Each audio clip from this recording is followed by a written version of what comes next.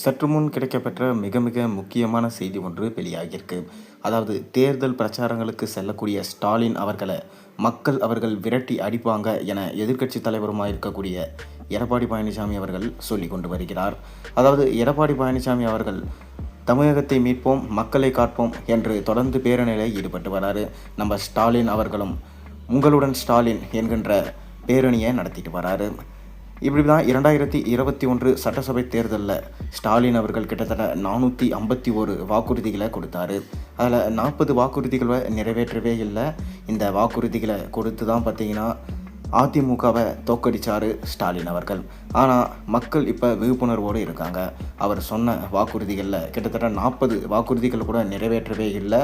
அது மட்டும் இல்லாமல் ஸ்டாலின் அவர்கள் சொன்ன பெண்களுக்கு மாதம் ஆனால் 1000 ரூபாய் என்னும் திட்டத்தின் கீழ் அனைத்து மகளிர்களுக்கும் வழங்கப்படும் என்று அறிவித்திருந்தார்.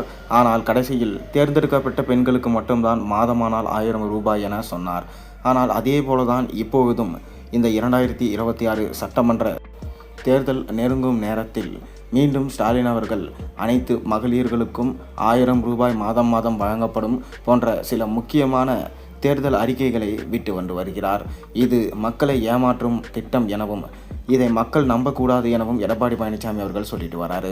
மேலும் பிரச்சாரத்தின் போது ஸ்டாலின் அவர்கள் விரட்டி அடிக்கப்படுவார், மக்களால் விரட்டி அடிக்கப்படுவார் என எடப்பாடி பழனிசாமி அவர்கள் ரொம்ப காட்டமாக பேசியிருக்காரு. ஸ்டாலின் அவர்கள் மீண்டும் 2வது முறை முதலமைச்சரானால் நாடு என்ன ஆகும் என்பதை மக்கள் நீங்களே உணர வேண்டும் என எடப்பாடி பழனிசாமி அவர்கள் சொல்லி கொண்டிருக்கிறார். அதாவது இதுவரை கொடுத்த தேர்தல் வாக்குறுதிகளையே அவர் நிறைவேற்றவில்லை.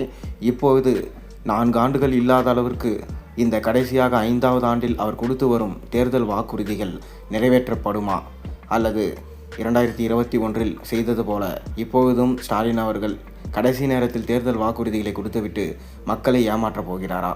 மக்கள் தான் விழித்து கொள்ள வேண்டும். ஸ்டாலின் அவர்கள் வந்தால் அவரை விரட்டி அடிக்க வேண்டும். 2வது முறை ஸ்டாலினை வெற்றியடைய வாய்ப்புகள் கொடுக்கவே கூடாது. மக்கள் தெரிய வேண்டும்.